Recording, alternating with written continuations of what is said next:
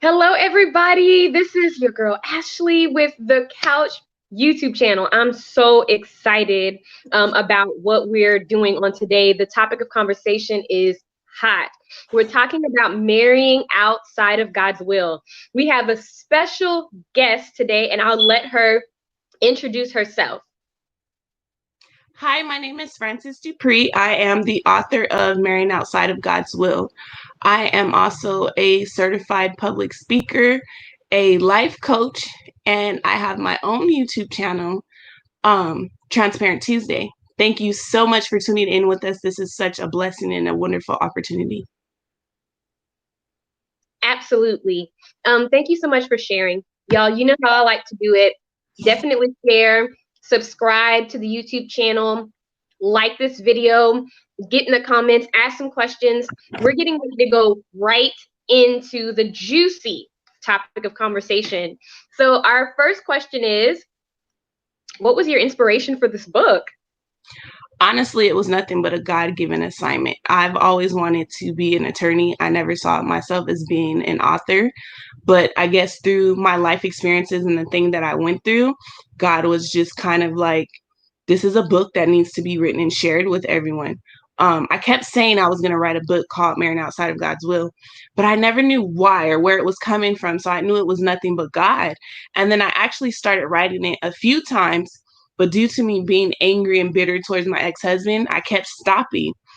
And then I got on the prayer line with two friends of mine, and the prophet said that God couldn't publish the book if I didn't write it. And he described the cover and he told me the promises that God made. And he said that there were souls waiting for me to finish this book. And I immediately started crying because nobody knew that I was writing this book, that I had officially started writing it. So I knew it was nothing but God. And it was just a God given assignment. And I was obedient and tried to do it all in excellence. Amen. It's oh man, that is such a wonderful point. Sometimes we do feel like if we don't do it, it's fine, grace and mercy, and that there aren't consequences to it. But I love what you said about how the Lord impressed on your heart and the person who prophesied to you ultimately that if you don't write this book, it's not going to happen, and that other Mhm. people are waiting on the other side of your assignment. And so that's a wonderfully worded statement. So, can you just give us a little bit of information when you say marriage outside of God's will? What do you mean by that? Is it the person or the timing? What makes it outside of God's will? So I specifically prayed and I asked God, should I marry my ex-husband? And he told me no. And I was disobedient. My thing was I deserved the title wife, which is true, but I was not supposed to be his wife. I Mm-hmm. felt like, after everything I went through in the relationship, we were together all together 12 and a half years, married for 4. And God specifically said no. And I said, but I deserve this title. He wants to marry me, so I'm going to marry him. And I feel like due to my disobedience, I opened the door upon all of us for the enemy to come in and have his way. And that's exactly what happened throughout the 4-year marriage.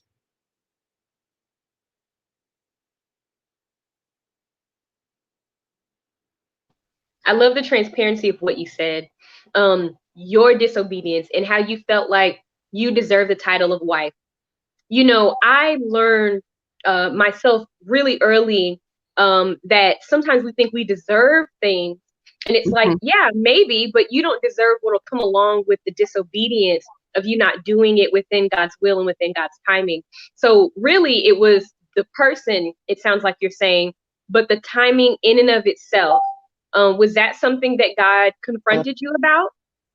Or was it more about the person? It was more so the person. We were not right for each other.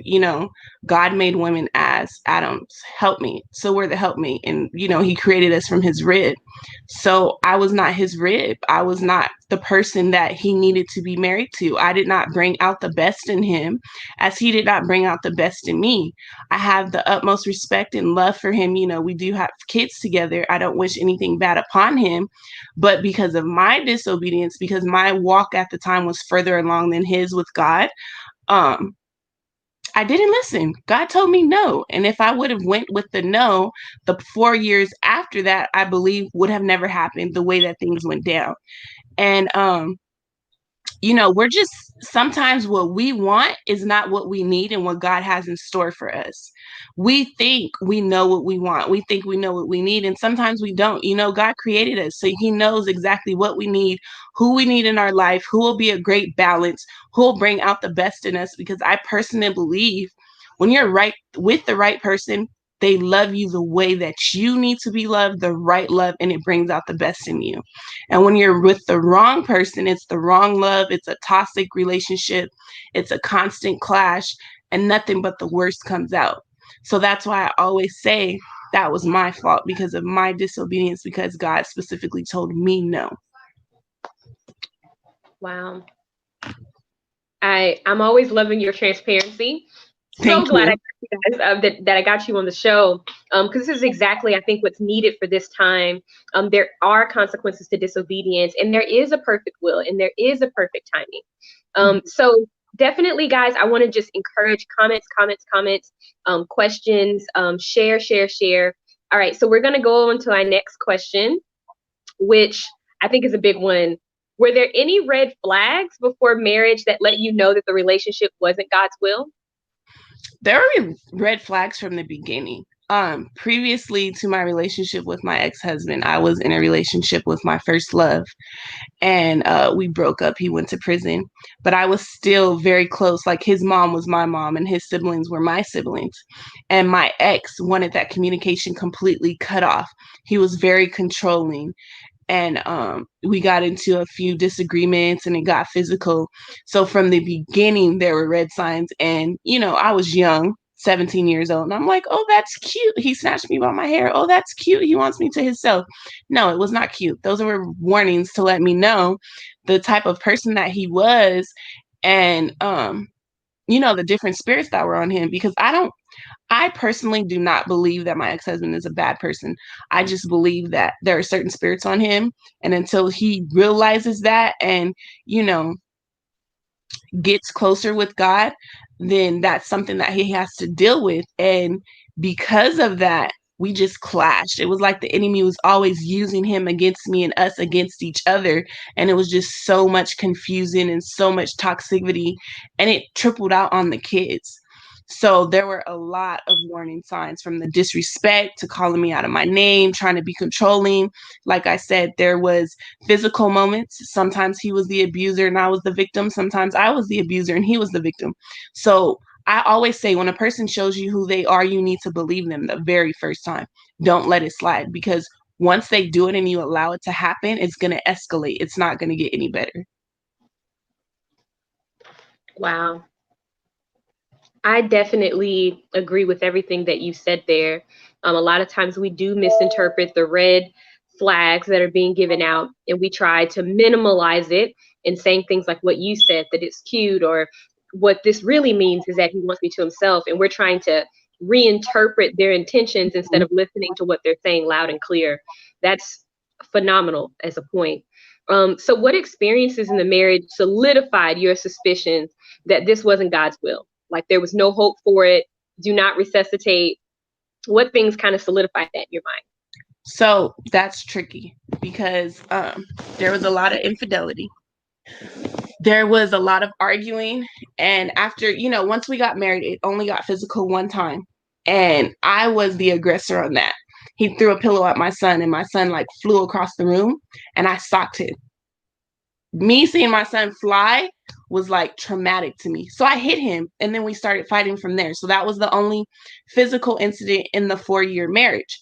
But the disrespect, like I would come home from work and he would walk downstairs, oh, you stupid B, oh, you this, you that. And I'm like, I just walked in the house. What did I do? Um, but the ultimate thing was, it got to the point where on my way to work, I would drop the kids off and then I would cry. And then I'd run into work, clean my face, go through the day of work, try to be there as long as I could, on my way home and cry. And finally I said, God, I want to kill myself. I can't do this. I don't want to be here. I can't live like this. He won't leave. If I leave, where am I going to take my kids? Like, I can't do this anymore. I want to die. I don't want to be here because I cannot live like this. And all I could see is, like, when I would tell God this, he would just show me my kids. I had 8 sons at the time. And it was like, dang, okay, if I kill myself, no one's going to take care of my kids the way that I do. I'm mom. No one has that empathy, that compassion, that love. No one can love a child the way that their mother loves them. So I said, okay, I can't kill myself, and he won't leave. So I ended up walking out on faith, and I took the kids and I left. And when I left, we were in the hallway, and I'll never forget this. I had my baby in my hand. Justin was like 6 months. And my coworker had just bought him a brand new box of diapers and a can of formula for me because we didn't get paid for like 3 days. So I was going to pay her back. Well, I was in the hallway and I had the can of milk and I had the diapers right there. And I'm telling the kids, hurry up and get in the car.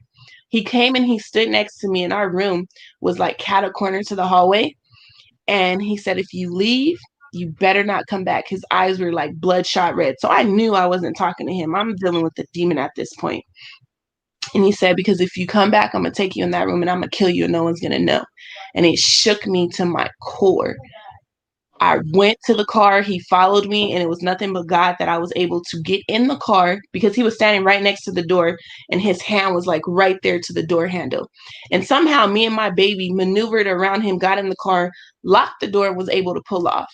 And for the first month, I would say, after that, when I would see him, because he would pop up at the kids' practices or at their school, I would be shook. I was so scared. So I had to pray and get to the point to where that demon did not scare me. And I was able to stand my ground and stand on my 2 feet and not be scared anymore. Woo! Amen. My God.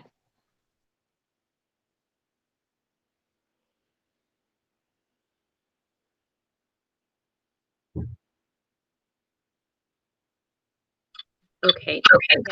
Technical difficulty there. But wow, that is amazing. I can't imagine what you were going through, knowing that somebody who's been physical with you before, and definitely wasn't above doing it again, with your baby in your arms as you're really trying to leave them, and you're physically trying to get out of that situation, after they threaten your life. Like, I can't even imagine. It is a blessing that you were able to get out of that. And I think it's also an encouragement to those who are watching this, who may have gone through something similar, or maybe even are going through something like what you went through right now. A lot of times what keeps those that are being abused, or those that are in abusive relationships, in those violent situations, is because they do fear for their lives. So definitely kudos to you that you were able to, really be victorious over that fear and get to the point where you said, I've got to leave. Enough is enough. This won't be how my story ends. And everybody that's, going to read your book or experience, you just telling your testimony, and even in your Transparent Tuesdays, I believe that people are going to find healing from that, and deliverance from that. So that's a blessing. Kudos to you. Thank you. I just want to say, though, for my situation, it was different. It wasn't the domestic violence that kept me in the relationship. I had abandonment issues. Growing up, I was a foster kid. My mom used to always tell me that my dad didn't love me, and then I met him, and based on what my mom told me, I hated him, so I destroyed that relationship. My first love was the first person to actually show me genuine, pure love, and then he went to prison and broke up with me. So it was like I had somebody, and even though it was toxic, he loves me in his way. And even though it wasn't the perfect relationship, when people would judge me, oh, well, you need to leave him, or you need to this, it was like, it made me go closer. Like, I would tell him, like, oh, they're talking about me because I'm still with you. And he's like, oh, they're stupid. They're hating. They're just mad because they're single, or they're not with somebody. So a lot of people's judgments and my insecurities of having abandonment issues is what made me stay in the relationship as long as I did. And then once we started having kids, it was kind of like, I didn't want, because we had all sons, I didn't want my sons to grow up without their dad. So if I had to stick it out and stay in the relationship, it was okay because they still had their dad. Later on, I found out, though, from my kids, they're like, Mom, you should have been left. And then I started to see the effects on them, having a problem with authority when it comes down to women, or disrespect when it comes down to women. Like, I literally my current husband and I are retraining my sons when it comes down to respecting women and respecting women in authority and all of these things, because they were damaged because of the relationship. I thought I was doing something good, but really I failed my kids and I damaged them because I stayed longer than I should have. Wow. That is such a good point. I've definitely heard people say that they were staying to keep their family together, not realizing that, like you said, the actions that they take even so early in their kids' lives can cause detrimental effects in the long run, because no one wants their children to turn out like the aggressor in the relationship. Mm-hmm. But that's Mm-hmm. ultimately what children learn. They Yeah. learn that it's better to be the aggressor than to be the victim of somebody else's harm. Mm-hmm. Um, And let's take this a step further though. See, back then I was hooked on the whole thing of, oh, I was praying for a daughter, why do I have sons, and all of these things, right? But then mhm. God had to show me, you're raising someone's husband, you're raising someone's dad, you're Yeah, raising the overseer of someone's house or someone's coach or someone's uncle. So when they get older and they have a wife or a kid's mom or they're in a relationship, you don't want those women to come to you and say, why is my husband so mean to me? Why is he so disrespectful to me? Why does he treat our kids this way? And that was a really big eye opener to me of the responsibility that God has trusted me with these boys. absolutely. Absolutely. I love that you said that. Because I feel like I really did this broadcast, and we're going over this book really with the single women in mind. But really, like you mentioned, I think this is an important eye opener for the mothers and for the fathers too, because Mm-hmm. I think what ends up happening probably more times than we would like to talk about is Mm-hmm. because we hear a lot about bitter women, right? Bitter Yes. baby Yes. mamas. But what we don't hear a lot about, which is a surprising trend that pretty much any woman who's been single for any length of time could probably speak more to, is the number of bitter men and the number of bitter baby daddies and the number of just broken, insecure men who think that they'll be fixed by Mm-hmm. hurting others, by jumping around from bed to bed, from woman to woman, and making it seem as though that behavior is just what manhood is all about, because that's Right. literally all that they've seen is this Mm-hmm. maladaptive, socially disruptive behavior, because that's what it is. Men that jump from relationship to relationship, creating households everywhere they go, that's Mm-hmm. socially disruptive, because all of those children that they're leaving in their wake, those Yep. children are going to grow up with abandonment issues if they're not Yes. mitigated in the beginning, or could potentially grow up with daddy issues, and you know what I'm saying, trust It's a issues, and it's this a vicious cycle that goes on. vicious cycle. Hurt people, and then a lot of times, kids grow up to be a product of their environment. So if they grew up in a abusive home, they're either going to be an abuser or they're going to run away from it. It's the first signs that they see, they'll run. So it all depends. And then, a lot of times men grow up, they've seen their mom, you know cheat or do different things, so they don't like women or they don't trust women or they're out to hurt women because they see what their mom put their dad through. The story goes both ways. It's not just men that are abusers or cheaters or all of these things. Women do it too, but women don't like to shed light on that. That's why I have Transparent Tuesday, because I say I like to talk about the behind the scenes issues, the discussions that no one likes to talk about. Or for example, I talked about this most recently. I remember when there was the whole independent woman thing, when, Mhm. oh, I can raise my son and I can this and I can that, I don't need a man. I'm so guilty of that. I did that previously. But God had to show me, you're not a man, especially not a Black man in this society. So how are you going to teach those boys how to be men, and you've never been a man a day in your life?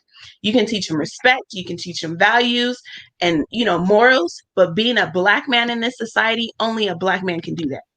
Woo! That's a whole message, and definitely to clarify, I'm I sorry don't to want get off anybody to topic. think, huh? I said I'm sorry to get off topic.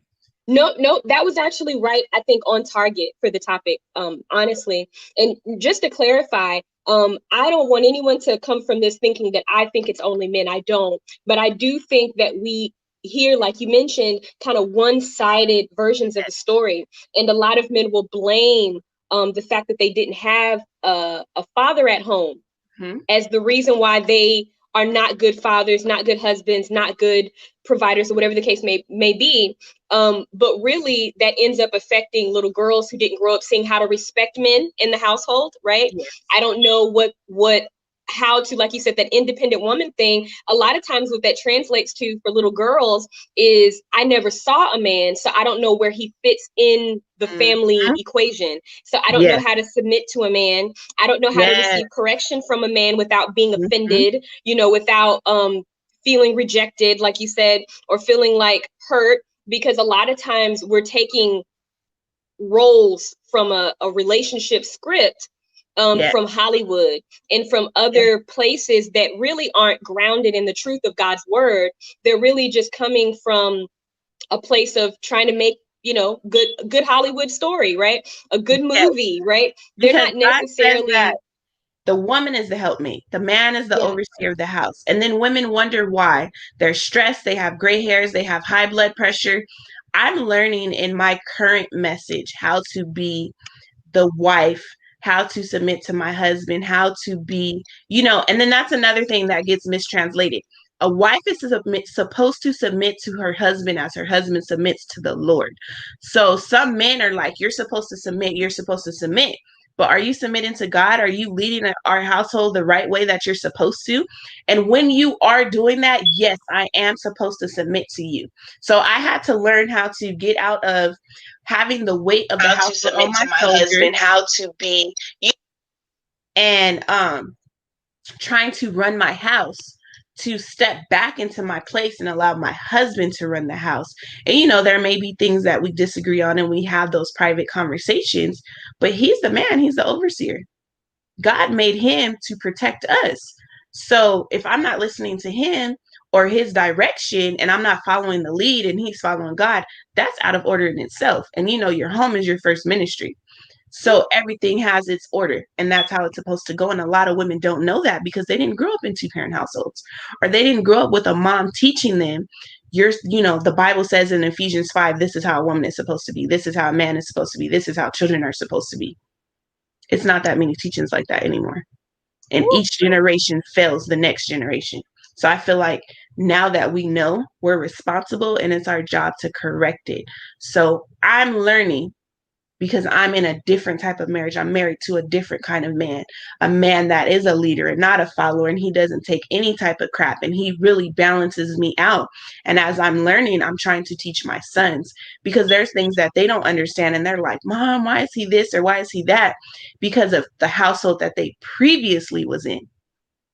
But now that we're in a house that's in decency and order, we're all learning our positions in the way that it's supposed to go.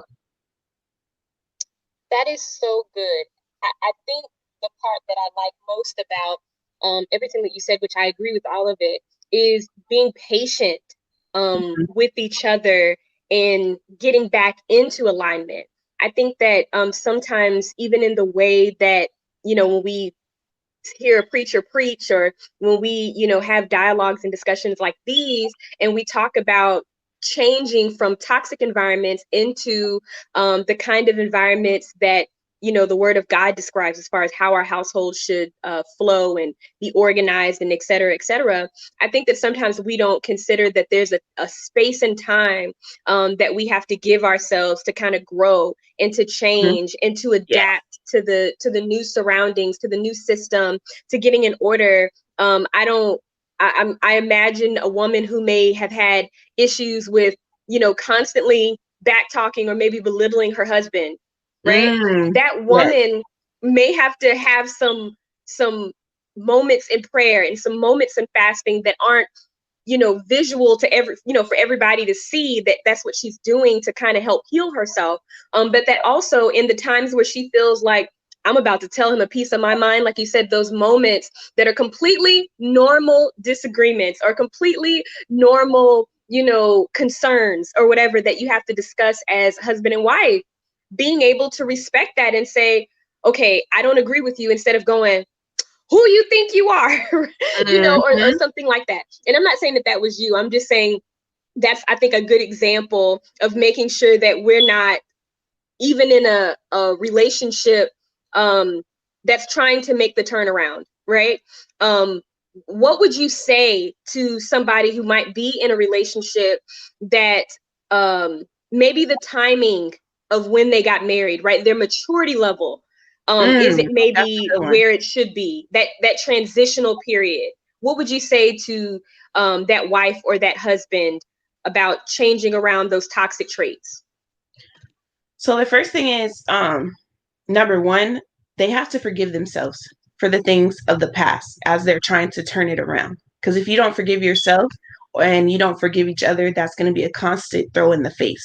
And that's not going to work. There's not going to be any moving forward. And secondly, don't take advice from your single friends. If they're not married, do not take advice from them because they do not know. And if they are married, but the foundation is not of God, don't take advice from them either because they don't know the outline or the aspects as to way God says that the marriage is supposed to be. Be patient with each other. It's a learning experience. Lots of prayer because God will lead you. He will guide you. He will show you. I have a friend, I call her my Bible thumper, and all advice that comes from her is nothing but the word. Sometimes, she'll call me and I'm like, oh, I don't want to talk to her because, I know it's going to be nothing of the word, but I don't want to hear it right now, but I need it. And I'm so thankful to her because she has shown me and taught me a lot of things biblically based, straight from God. Nothing of her personal opinion, nothing of, oh, I don't like him. I don't think he should be with my friend. None of that. Nothing but God. If they're not going to feed God into your relationship, into your marriage, into your household, then you don't need to have that conversation. And most importantly, what goes on inside of your household, yes, we all need an outlet.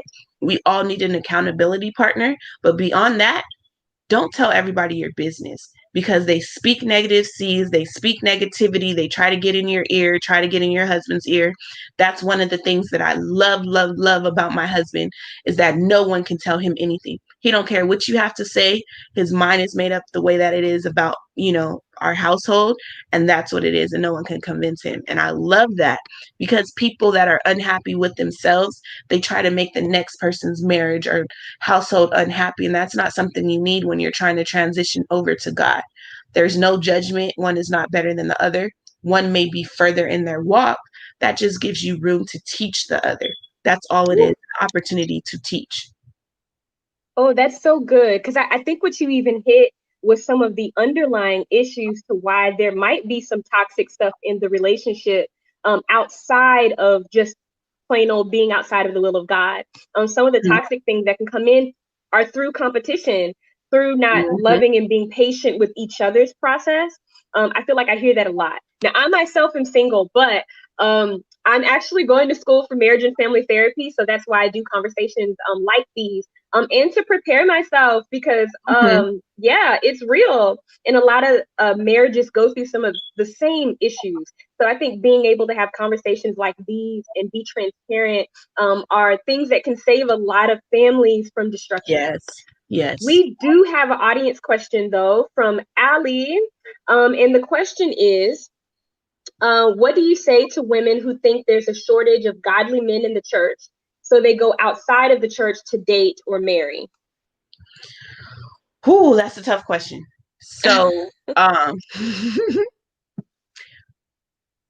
we're supposed to pray and wait for God to send us our husband. Sometimes there are circumstances where men and women marry outside of the church. And, the Bible does says that because of the saved wife, the husband is saved. And because of the saved husband, the unsaved wife is saved. I personally would just say pray and wait. My personal experience, I can only tell you, and I'm only willing to say what I've experienced or what God has taught me. I don't say anything that I don't know or have not experienced myself. And that goes for all of my platforms. After my divorce, I went through what I call a ratchet period. Like I had a one night stand. I went on a few dates. I just got loose because I was with my ex-husband since I was 17. I'm 33 now. I've been married now for a year, in the relationship 2 years. So there was that time period that I felt like I was free. Well, I was looking for love because I did not know how to be by myself. And like I said, I had battled with abandonment issues. My husband now is my first love.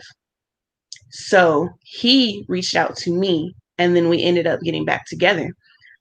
At the time, he was not on my radar. I wasn't looking for him. He didn't even cross my mind because I was looking for love, I guess you could say, in all the wrong places. But God sent him to me. So I feel like both of us had to go through what we went through. The heartaches, the heartbreaks, the mistakes, the ratchetness, all of that stuff had to happen for when God brought us together. We're perfect for each other. We make the perfect love. We're two imperfect people that make our love perfect. We're very opposite. We look at things in a different light, but because we come from two aspects of life, we balance each other out, and it's a God-given thing. It wasn't a me thing, and it wasn't a him thing. It was a God destination. So sometimes it happens that he or she may be outside of church. But if that is the case and you're the one that is inside of church, God trusted you with that soul. So you got to win it over. You can't give up on it, because once you're married, God honors that, and no one is supposed to separate it.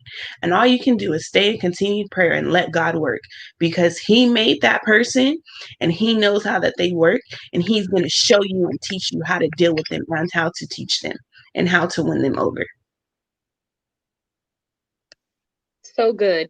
Actually, it's funny that you said it just like that, because I literally just told one of my friends that at the end of the day, it boils down to, is this the person that God said is for you? Mm-hmm. Is this the timing that God said is for you and that person to be together?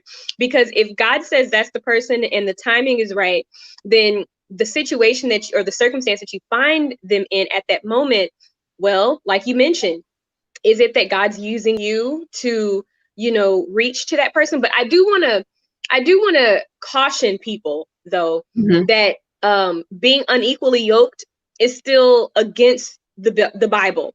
Because here's the thing. Yes, it is. If he doesn't believe in order, right? Because you find out so much about yourself being saved. If you have a problem with authority, it'll come out when you become saved. Because first of all, you can't even be saved and you won't submit to the authority of God. Yes. Right. And so that's a good point, because spirit recognizes spirit.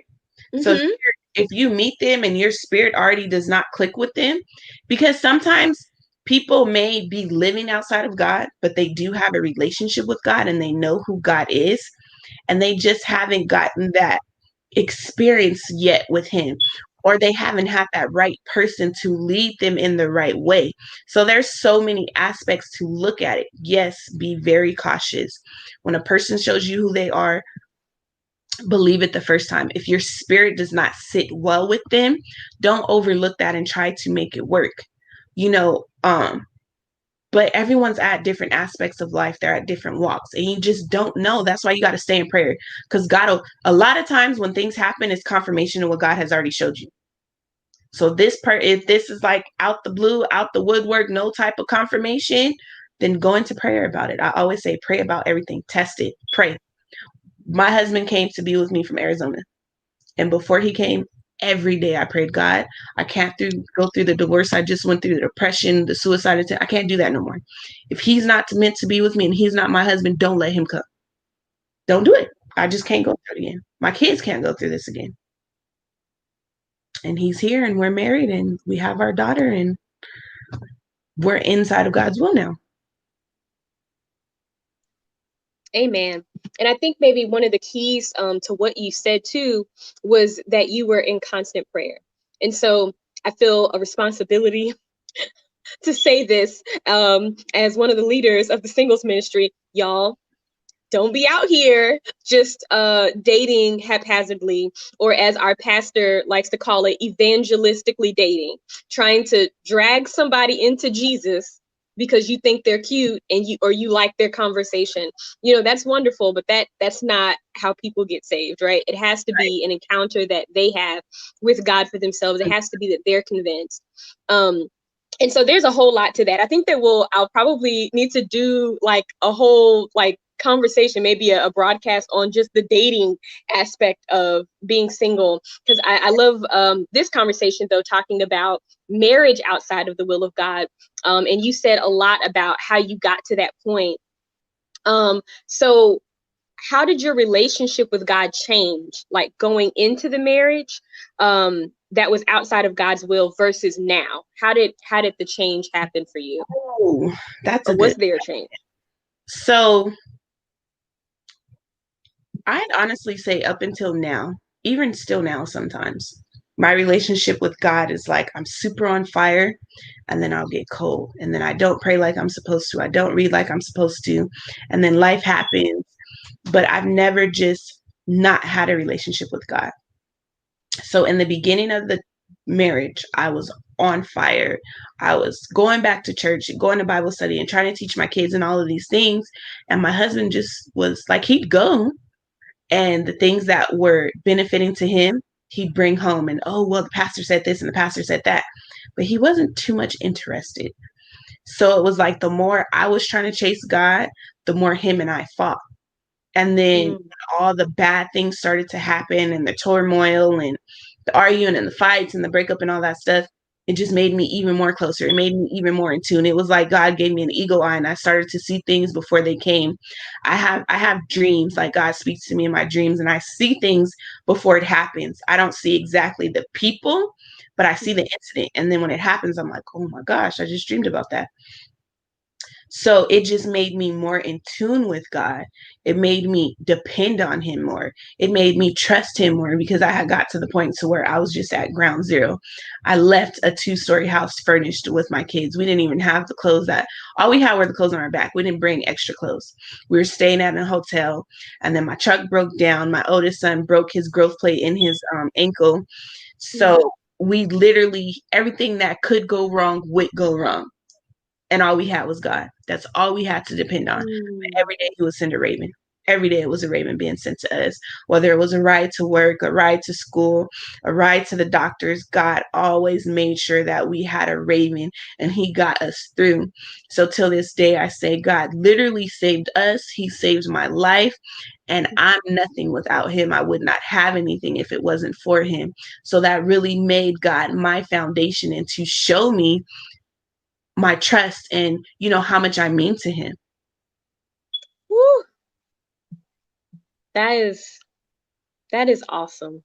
That is awesome. Your story reminded me a lot of how the children of Israel, they left Egypt and they were in bondage in Egypt and they left and wandered for a little bit and then they went into the promised land. And I think that sometimes, like, if you read that story too quick, you might miss the part where God said that he wasn't going to send them into the promised land too quick. Because if they went into Canaan too quick, then they would turn back or their enemies would overtake them. And so there are so many things that God keeps us from in our transition place through just allowing us to really be dependent and trusting him. And so I really think that that's basically kind of where you were going with that. And that's a beautiful transition into the last question. What would you say to other women who are unsure if they're marrying in God's will or not? When you pray, God will tell you. He'll give you signs. He'll show you. If you, a lot of, well, I don't have a lot of friends, but associates of mine have told me that they prayed about, their significant other. Because I'm not that friend to tell anybody to leave anybody. I'm not that friend because I went through that. The more people told me to leave, the more I wanted to stay. The more he would convince me, oh, they're hating, they're just this, they're that. So I'm not that friend. I'm not going to tell you to leave. I will tell you what the Bible says. I will point out to you, how does that make you feel? How does that make your kids feel? Do you think that you deserve that? But to flat out say, oh, you need to leave him? No, I'm not friend. What do you want to do? How are we going to deal with this situation? That's me. But God will tell you. He's either going to make the relationship so chaotic and you're like, oh, okay, we're not supposed to be together because you're like really tripping right now. Or everything's going to go smooth, because anything of God, it's a smooth transition. It's always a smooth transition. So my advice is that God is going to clearly show you. Things are either going to heat up and it's going to be so much chaos to where you're going to say, okay, this is not God's will, because it's just, he doesn't bless mess. And this is just too much mess. Or it's just going to be a smooth transition. But either way, he's going to make it very loud and clear to you. If you pray to him. And another thing, when you pray, be prepared for the answer. Because a lot of times we pray and God will show us and we're not ready. We don't want to listen. We don't, because that was my problem. I would pray and the heat would get so hot and I just wasn't ready. I wasn't able to let go. Even after that whole incident and I left and all that stuff, I tried to work it out with him again. And it had to get to the point where the police were involved and they ran in my apartment and my son was downstairs in the room and they drew guns. And I was like, oh my gosh, if they start shooting, my kid could get hit. So that was the final, like, okay, my child was in danger due to the police coming into this apartment. I'm done. So make sure you're ready when you pray, because he's going to show you. Woo. You got to read the book. That's the thing, is you got to read the book. It's all, everything's in there. You got to read the book. Tell the people, first of all, thank you so much for coming on here, because this has been so amazing. And y'all that are going to catch this replay, definitely feel free to share, and reach out to her. She's going to give you some information about where you can reach her and where you can purchase her book, because as you can see, it's going to be fire. Tell the people where they can find you. So, Marrying Outside of God's Will, you can find it on Amazon. It's on Walmart.com. It's on IndieBound, and it's also on Barnes and Noble. Do not let the title fool you. I went through a lot of transition in my life. And as I transitioned and I matured, so does my book. So I started off broken. I started off in a very bad place. And, you know, I start off like that in my book. And as I transition, and I mature, my book transition and it matures. So there are some graphics in there. I'm very transparent. And my goal is to let people know you're not alone. And there's always a next, there's always an after. So if God can do it for me, he can do it for you. I am on Facebook as Frances Dupree. I am on Instagram as Ms. Lady Dupree. Oh, no, Instagram is Ms. 9 the Hard Way. I am on Twitter as Ms. Lady Dupree. So please read the book. If it's not for you, bless somebody else with it. If you ever need to talk, I'm always an open ear, not judging. I've been through homelessness, domestic violence, jail, poverty, all of these things I've experienced in life. So I don't have any judgments. I'm just here to help, to share my testimony, and to let people know if God can use me, he can use you. Don't be ashamed of your past, because you never know if what you went through is to help somebody else. Beautifully spoken. Absolutely. Y'all, this has been great. I thank God for those who have viewed today. Please feel free to share this video with anybody that you know who might just need to hear a good old-fashioned encouraging testimony. Do not marry outside of God's will. You're too purposed. Your promise and your future is too bright. Stay with God, and he'll stay and stick it out with you, whatever you're going through. So thank you so much, Frances Dupree. This has been Ashley with the Couch YouTube channel. Like, share, and subscribe. Until next time, bye, guys.